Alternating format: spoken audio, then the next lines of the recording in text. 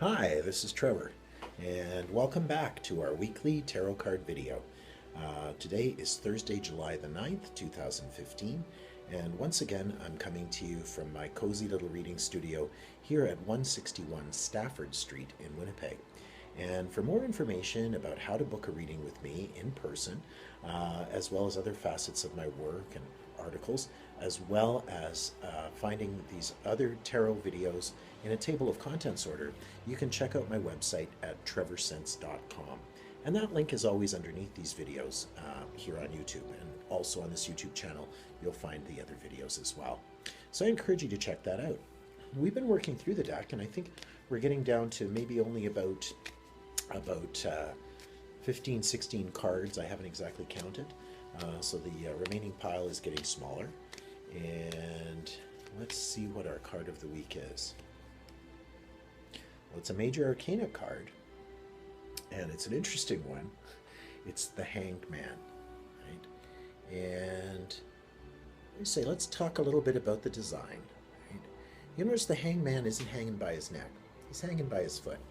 There are some tarot decks that actually have the Hanged Man being hung by his neck, but generally this is the position that we see, and it's quite purposeful. Kind of an interesting thing, on the World card, you'll notice a similar kind of position. In that, the figure is dancing and has their legs crossed in that fashion. But in the Hanged Man, hanging upside down, it's sort of interesting positioning. And there's the halo of enlightenment going on around the Hanged Man's head. Sort of like this tremendous sense of realization, a kind of eureka that's going on. So he's not being executed. It's more like he's going through a sort of ordeal, or you could almost see it as sort of an initiation process.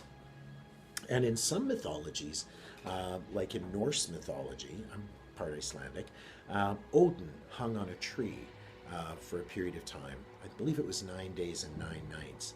And through that, he gained insight. Through that, he gained wisdom. Right? And certainly the idea of, being hung on a cross is something we see with reference in some pretty obvious directions elsewhere. That there is this necessary sort of sacrifice, this sort of suspension that goes on in order to kind of gain insight. When we look at the Hanged Man in its position in the major arcana, this follows justice, and it comes up just before the death card, and then temperance, and then the devil. So it's almost like there's this whole sequence. It's like you've been judged, you have this ordeal that you go through. There is this sense of letting go of identity with the death card, and then kind of moving through that other sequence. We can kind of see an order that's going on. But let's look at a few things just kind of logistically. It was pointed out to me that if you were actually kind of stuck where you're hanging upside down this way, if you were to position your body with your hands like that and your leg like that, somebody said, wouldn't that slow the flow of blood to your head? So when we don't panic, when we don't resist, when we're not thrashing around, that's how we can sometimes transcend a difficult situation where we're feeling stuck. Harry Houdini, the famous escape artist, and he was a debunker of charlatans in the psychic field. He was somebody who really questioned and wanted to believe, but was able to kind of identify flim-flam. Good critical thinker, actually.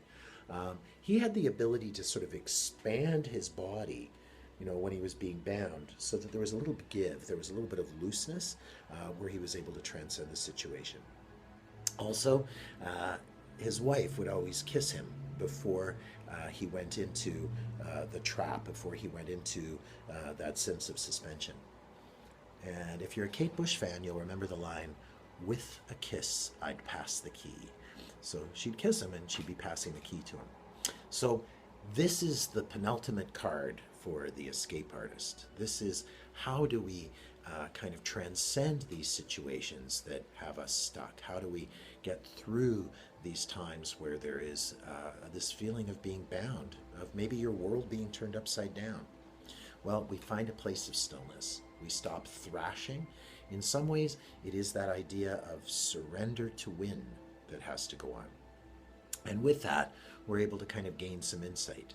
Maybe not to control the world, but to align ourselves to the world. To be able to kind of find that insight that helps us to see beyond those limitations and those restrictions. It is interesting to again look at the card in its sequence, because following this, we are letting go of the things that have been defining us as we move into the death card. So with the Hanged Man being that sense of some things kind of being turned upside down, but gaining insight and being able to kind of see through or see beyond these circumstances to know that these things will pass.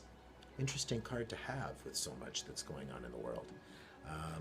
I encourage you to tune in again next week and we'll see what the card of the week is.